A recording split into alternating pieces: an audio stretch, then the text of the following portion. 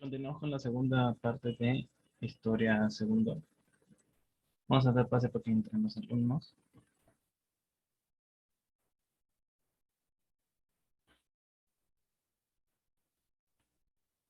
¿Qué tal? ¿Qué tal? ¿Cómo estás? El Imperio Romano amenaza con desmembrarse. Los emperadores son nombrados.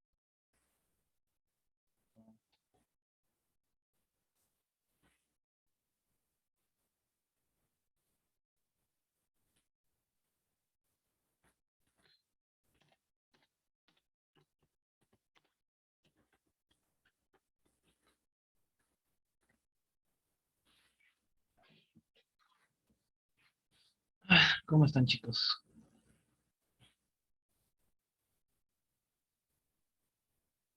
Pues dicen que el mar se ha retirado, ¿no? Vamos.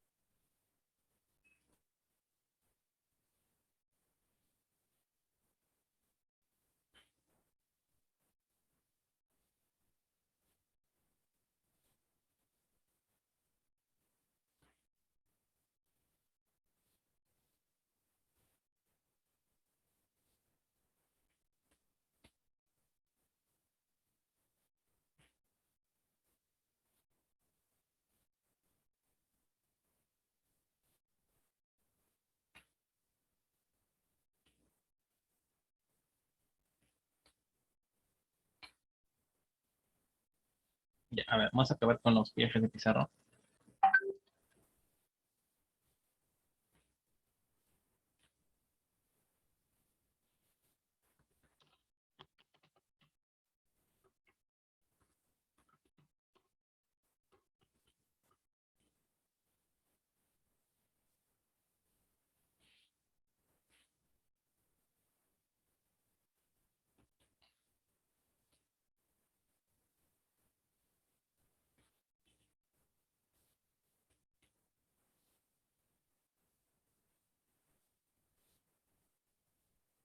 Ya, a ver.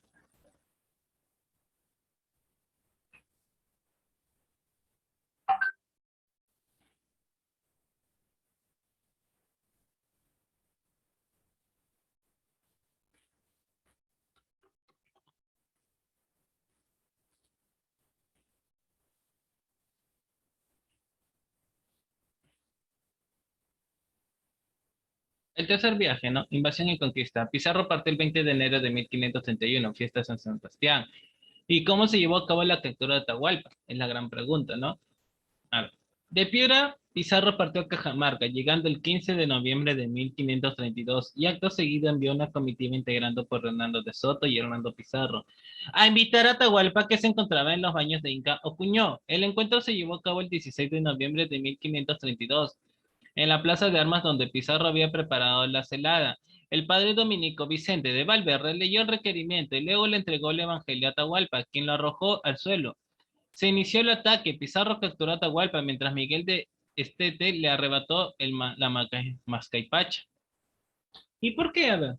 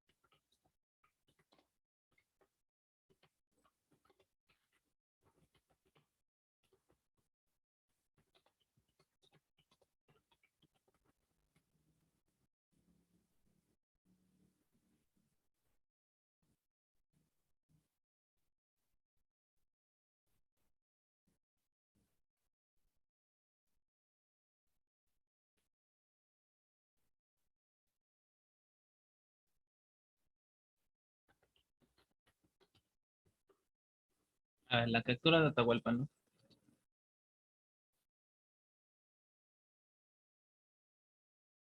El imperio incaico se encontraba en la última fase de una larga guerra civil por la sucesión al trono, en la cual uno de los pretendientes, Atahualpa, se hospedaba en las alturas de Cajamarca con una gran fuerza de casi 80.000 guerreros, recién salido de las exitosas campañas contra su medio hermano Huáscar, mientras por su parte el español Francisco Pizarro encabezaba una expedición de conquista compuesta por 168 hombres y 62 caballos, la cual había partido de Panamá en diciembre de 1531 durante el viaje de la expedición española.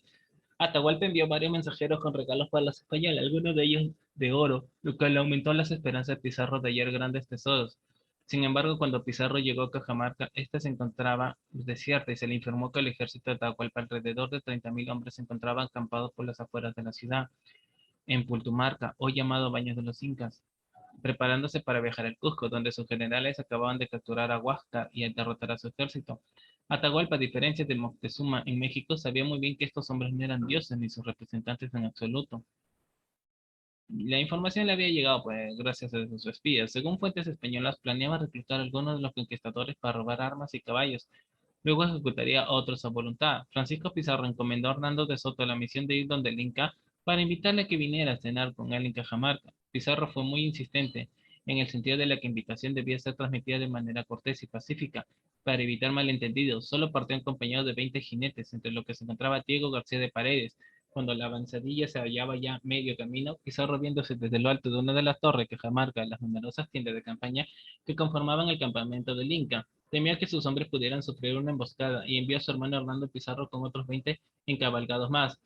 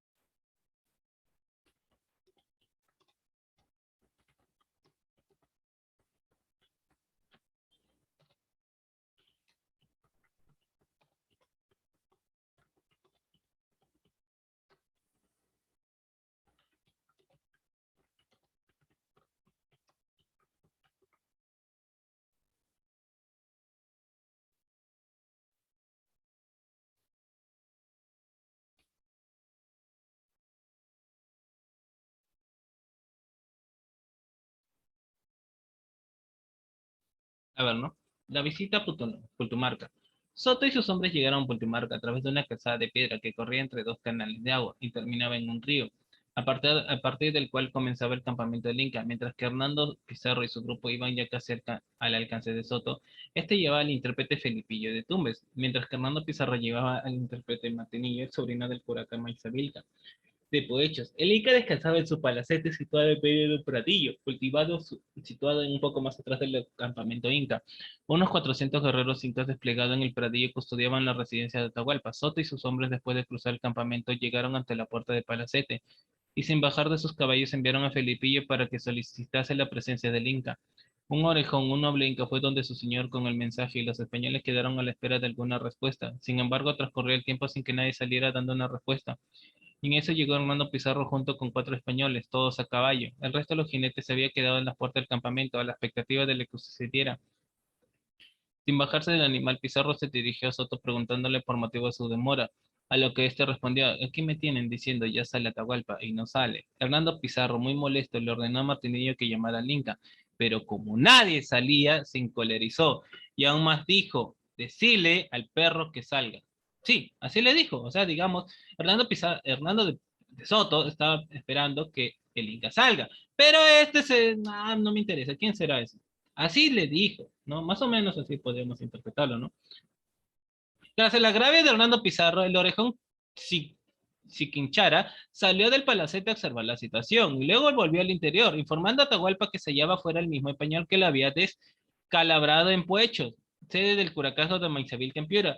Cuando se hallaba explando el campamento español, fue entonces cuando Atahualpa se animó a salir caminando hacia la puerta del palacete y procediendo a sentarse sobre un banco colorado, siempre tras una cortina que únicamente dejaba ver su silueta. De este modo podía observar al enemigo sin ser visto. De inmediato Soto se acercó a la cortina, aún encabalgado, y le presentó la invitación de Atahualpa, aunque éste ni siquiera lo miró. Más bien se dirigió a uno de sus orejones y le susurró algunas cosas. Hernando Pizarro se molestó nuevamente y comenzó a vociferar una serie de cosas que acabaron por llamar la atención del Inca, quien ordenó que le retirasen la cortina. Su mirada se dirigió muy particularmente al osado que lo había llamado perro. Sin embargo, optó por responder a Soto, diciéndole que avisara a su jefe que al día siguiente iría a verlo donde ellos estaban y que ahí deberían pagarle todo lo que habían tomado durante sus estancias en sus tierras. Hernando Pizarro, sintiéndose desplazado, le dijo a Martinillo que le comunicara al Inca que entre él y el capitán Soto no había diferencia, porque ambos eran capitanes de su majestad, pero Atahualpa no se inmutó.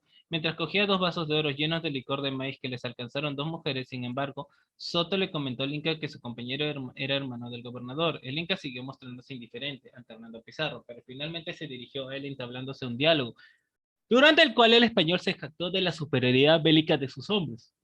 Luego Atahualpa ofreció a los españoles los vasos de licor, pero aquellos temerosos de que la bebida estuviera envenenada se excusaron de tomar diciendo que estaba en ayuno, a lo que el Inca replicó diciendo que él también estaba ayunando y que el licor de ningún modo hacía romper el ayuno, para que se disipara cualquier temor. El Inca probó un sorbo de cada uno de los vasos, lo que le tranquilizó a los españoles que bebieron entonces el licor. Soto, montado en su caballo, quiso enseguida lucirse y comenzó a galopar, haciendo cabriolas ante el Inca. De repente avanzó sobre el monarca, como queriendo atropellar, pero paró de seco. Soto quedó asombrado al ver que el Inca había permanecido inmutable, sin hacer el menos gesto de miedo. Atahualpa ordenó luego traer más bebidas y todos bebieron. Finalizó la entrevista con la promesa de Atahualpa de ir al día siguiente a encontrarse con Francisco Pizarro. Los españoles convencieron al Inca de solo llevar sirvientes, no soldados al encuentro como gesto de buena voluntad. Aunque de igual modo Atahualpa llevó a su lado algunos cientos de soldados de su guardia imperial, la seguían de 30.000 a 40.000 sirvientes y guerreros, desarmados por orden suya, porque pensaba capturar a los españoles como animales, solo con las manos, y de ser necesario usando boleadoras. Pizarro los esperaba con 180 españoles y 37 caballos más indios auxiliares. El Inca, una vez que se fueron los españoles, ordenó que 8.000 soldados dirigidos por Rumiñahui se apostasen en las afueras de Cajamarca. Para capturar a los españoles estaba seguro que al ver tanta gente los españoles se rendirían. Atahualpa aceptó la invitación y presidió una lenta ceremoniosa marcha de miles de sus súbditos, mayormente bailarines, músicos y cargadores de servicio. El desplazamiento le tomó buena parte del día, causando desesperación en Francisco Pizarro y sus soldados, porque no querían pelear de noche. Esto es notable porque a estas alturas de la campaña de conquista los españoles ignoraban que los incas no combatían de noche por motivos rituales. Dentro de Cajamarca, los españoles habían hecho ya los preparativos para tener la celada al Inca. Pizarro dividió a su jinete en dos grupos, uno al mando de Hernando Pizarro y otro al mando de Hernando de Soto. A los caballos se les colocó cascabeles para que hicieran más ruido al momento de galopar. Los infantes fueron también divididos en dos grupos, uno al mando del mismo Francisco Pizarro y otro al mando de Juan Pizarro. Todas estas tropas fueron desplegadas de manera estratégica. En la cima de una torre situada en la plaza se instaló el artillero Pedro de Candia, acompañado por tres soldados y dos trompetas, junto con la artillería compuesta por dos falconetes o cañones pequeños dispuestos para disparar cuando se les dice la señal convenida. Y como así, a ver, ¿no? Imagínense cómo así lo estaban capturando a Atahualpa.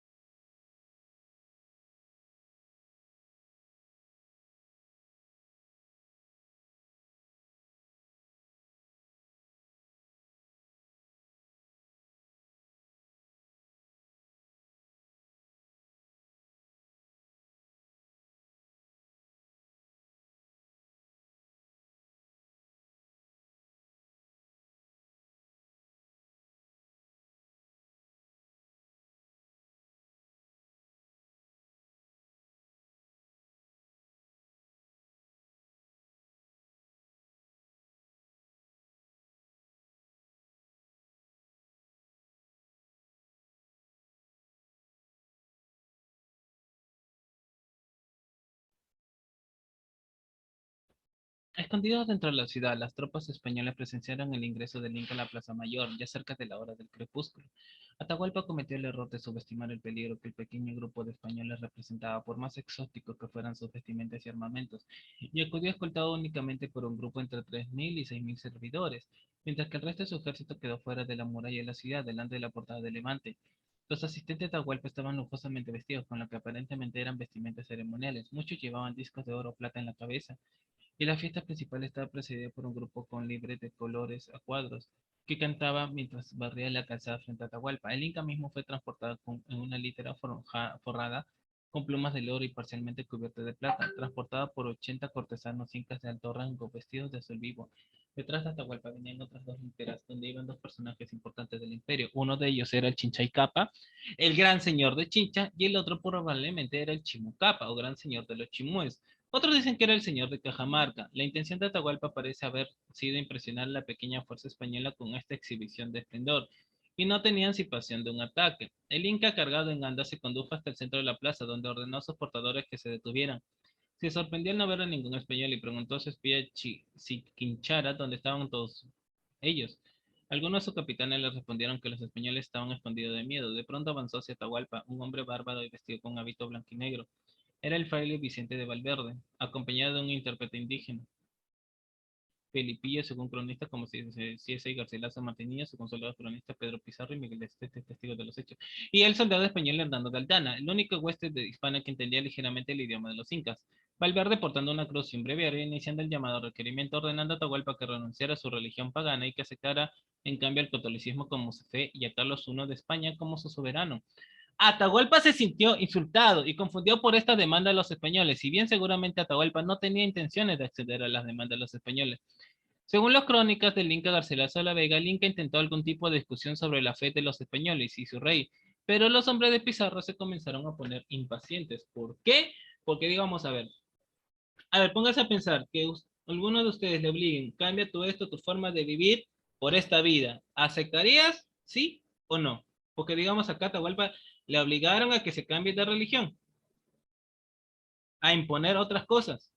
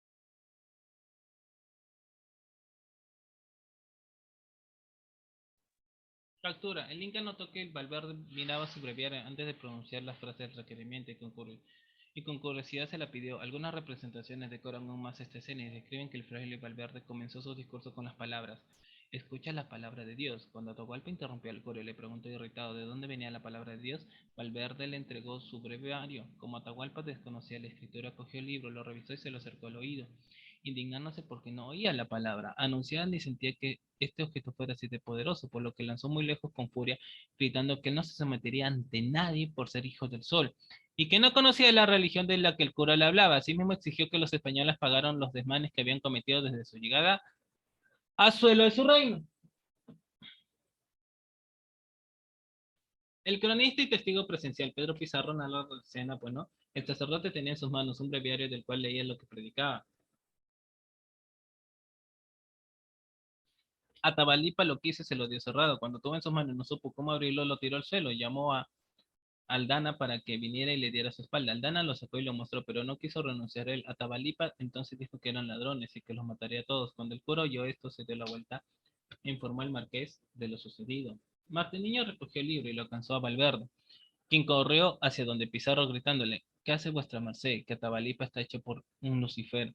Para luego dirigirse hacia los soldados españoles, contándoles que el Inca había arrojado los evangelios por tierra y rechazado el requerimiento, por lo que les incitó que saliera a combatir al idólatra, que tendrían la absolución. Fue así que Pizarro ordenó a sus hombres que entraran en acción. Sonaron las trompetas y simultáneamente el artillero Pedro de Caldera disparó a uno de los falconetes que estaban en la cima de la torre. El otro se averió, impactando el disparo en medio de la masa humana, matando y mutilando a los que en su línea de fuego encontró, y antes de que los sorprendidos indios se recuperasen, los jinetes españoles del grito de Santiago, Santiago, salieron estrepitándose, barriendo todo lo que tenían adelante, seguidos de la tropilla de negros y de nativos con corazas, estoques y lanzas. Simultáneamente, el otro escuadrón de españoles abría fuego con sus mosquetes desde la larga distancia. Se produjo un gran caos, pues los pocos guerreros armados no tuvieron tiempo para sacar sus porras, las cuales tampoco eran de mucha ayuda contra los tiros lejanos españoles y los caballos. La mayoría de la masa espectadora trató de salir del complejo para alejarse de la masacre, y como la única puerta principal estaba abarrotada, cargaron contra uno de los muros haciendo un forado en este y salieron del complejo. Los españoles arremetieron especialmente contra los nobles y curaques que se distinguían por sus libreas, uniformes, con escaques de color morado. Otros capitanes murieron, que por gran número no se hace caso de ellos, porque todos los que venían en guardia de Atahualpa eran grandes señores. Entre esos capitanes del Inca que cayeron ese día figuraba Siquinchara, el mismo que le había oficiado de embajador ante los españoles durante el trayecto entre Piura y Cajamarca, el principal blanco del ataque español.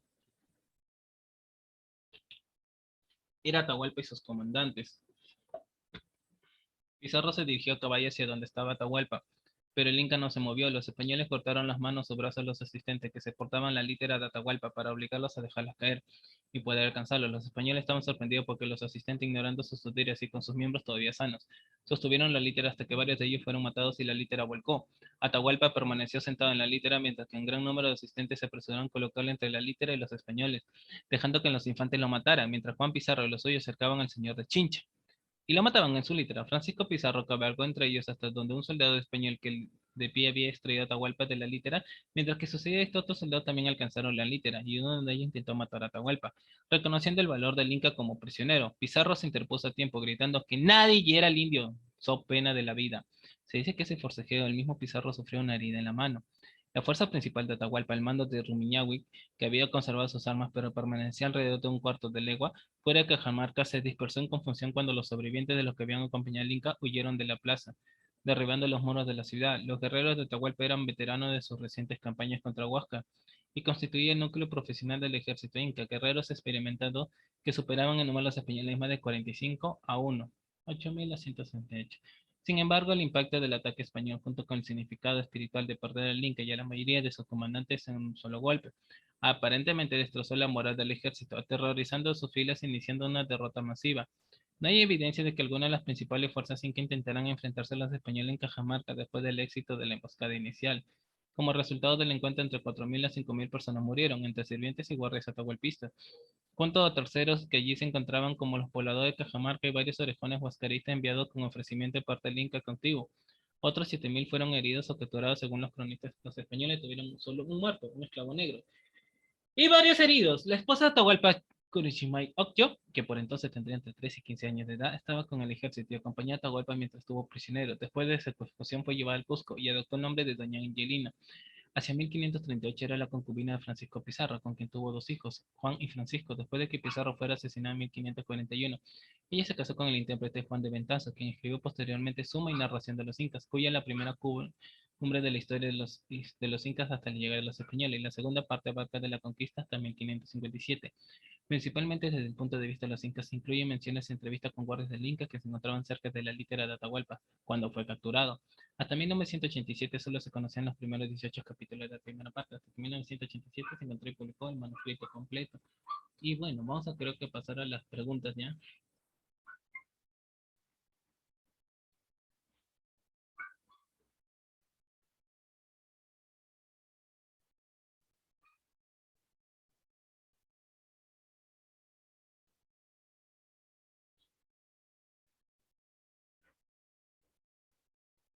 Ya, son 5 preguntas nada más, ¿ya? Sí, porque vamos a pasar a otro tema, la guerra civil entre los españoles. Son las siguientes preguntas. ¿Verdadero o falso? ¿La caída del imperio fue por guerra civil entre Huáscar y Atahualpa? ¿Verdadero o falso?